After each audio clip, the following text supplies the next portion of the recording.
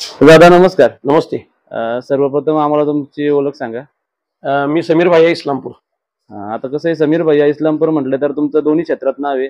एक बैलगाड्याच्या क्षेत्रात आणि दुसरं म्हणजे तर बैलांना जे पत्री करतात त्याच्यामध्ये तुमचं खूप नाव आहे. म्हणजे लोकांना माहित नसेल पण खूप साऱ्या लोकांना आपण आपल्या चॅनलच्या माध्यमातून सांगू इच्छितो की पत्री जर करायची झाली तर लोक आवर्जून एकच नाव सांगतात की समीर भैया इस्लामपूरकर.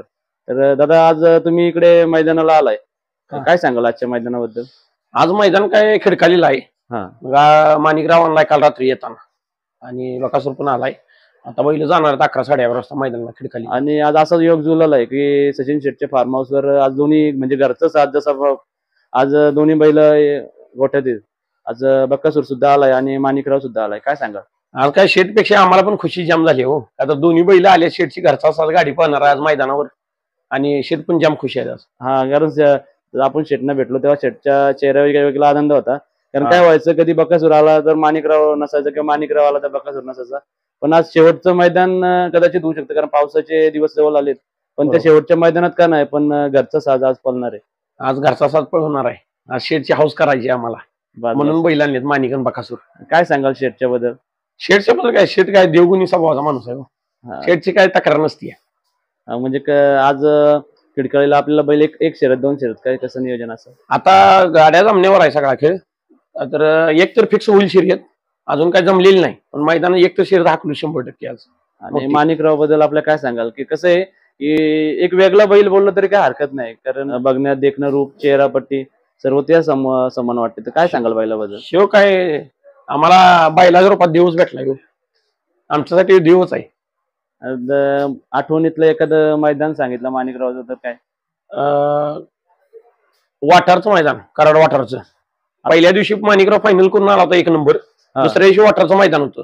दुसऱ्या दिवशी पण 3 फेरे पोहून 1 नंबर केला माणिकनं तिथं. म्हणजे सलग 2 दिवसात 2 फायनल 1-1 नंबरच्या मारल्या आणि नंतर लगेच 4 दिवसानंतर 1 फायनल 1 नंबरची मारली. म्हणजे 3 मैदान पाहिला. 8 दिवसामध्ये 3 नंबर केले 1-1. आणि काय सांगाल, बैल घेतला होता वगैरे काय, कुठून कसं? बैल घेतला होता रेटरे धरण मधून. अर्जुन भाऊ जाधव म्हणून आमचे मित्र आहेत, त्यांच्याकडे हा माणिकराव होता. 2दा ती होता तेव्हा बघितला होता आम्ही. म्हणजे काय बघितलं होतं त्यावेळेस? काय बैल काय म्हणजे त्याच्या अंगात धमक होती, जाम पळत होता, पण ताकद नव्हती त्याच्या अंगात, त्यामुळे एवढा उजेडत नव्हता बैल. आणि आता ह्या सीझनला बोललो तर किती फायनल झाले असते? ह्या सीझनला आता 25-30 फायनल तर झाले आतापर्यंत. आणि आता एक योग जुळून आला म्हणजे घाटावर सुद्धा सचिन शेटघरत यांचा घरचा साथ माणिकराव आणि बकासूर पळाला. तर काय सांगाल त्या नियोजनाबद्दल? ठीक आहे, खूप आनंदी क्षण होता तो माझ्या जीवनातला. का तर पब्लिकची बी इच्छा पूर्ण झाली, आमची बी झाली आणि सचिन शेटची पण इच्छा पूर्ण झाली. तिथं आम्ही लय खुश होतो मैदानावर. आणि कसं आहे की जरी 2 नंबर झाला असला तरी पब्लिकच्या मनात आणि सगळ्यांच्या मनातला तो 1 नंबर होता. गाडी जरा कडल आली होती, पण बैल पब्लिकला पचत आपली. विषय का, जरा माणिकराव जरा ठेपला होता उडीला, त्यामुळे जरा 2 नंबर झाला गाडीचा. ठेपला नसता तर आरामात 1 नंबर केला असता गाडीला. म्हणजे पब्लिकला पळून सुद्धा सर्व प्रेक्षकांची मनं जिंकली, जोडी जिंकली. आणि ज्या वेळी माणिकराव आणि बकासूर पळतात त्यावेळेस खरंच पब्लिकचा खूप सपोर्ट असतो. काय सांगाल, फॅन बेस कसा आहे? फॅन म्हणजे काय, आता बोलावं तेवढं थोडंच आहे. माणिकराव आणि बकासूरचं कौतुक करावं तेवढं थोडंच आहे. का तर गाडी जो पाय काढली की पब्लिक गोळा होते, अर्धा 8 बैलांच्या मागे येते. आणि बैल पण कोणाला नाराज करत नाही तो पब्लिकला. 100% गुलालात राहतात बैल, त्यामुळे फॅन पण खुश होते येणारे बैलाकडे. आतापर्यंत काय असं मुंबईमध्ये किंवा घाटावर असा वेगळा फॅन कोणता माणिकरावचा किंवा बकासूरचा तुम्हाला कधी आढळला का? आता म्हणजे खरं फॅन फॉलोअर्स बघायला भेटला अमरापूरच्या मैदानात बकासूर माणिकराव झोपल्यावर. एवढी पब्लिक ओरडत होती, म्हणजे पब्लिक एकदम जाम खुश झाली होती की बकासूर माणिकची गाडी पळायला आली म्हणून. म्हणजे लोकांच्या मनातली ती इच्छा होती ती पूर्ण झाली. आणि आता राहिला होता मुंबईचा विषय, मुंबईमध्ये लोकांना बघायला मिळणार. आज ती पण इच्छा पूर्ण करू पब्लिकची, मुंबईमध्ये पण बकासूर माणिकराव पळवायचे. म्हणजे आज काही वेगळं काही प्रेक्षकांना बघायची गरज नाही, आज घरचा साज पुन्हा एकदा दिसणार आहे. आता तुमच्या थोडा वैयक्तिक विषयाकडे नाही तर तुमचा व्यवसाय वगैरे कसा काय? आमचा काय बैलांनी पत्री मारायचा खानदानी व्यवसाय आहे आणि त्यामध्ये तुमचं खूप सारं नाव आहे. त्या पत्रीच्या क्षेत्रात पण खूप सारं नाव केलंय, त्यामुळेच हे दिवस बघायला भेटलेत आज.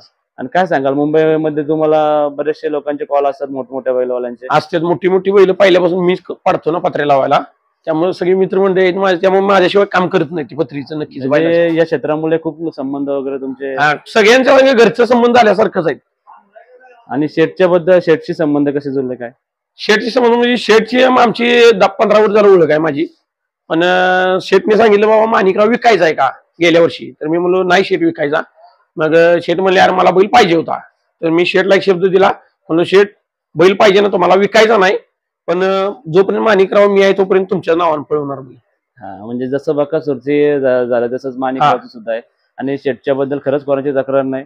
एक दिलदार मनाचा राजा माणूस बोललं तरी काही हरकत नाही. तसा देवगुणी माणूस भेटणार नाही आपलं सचिन शेठ सारखा.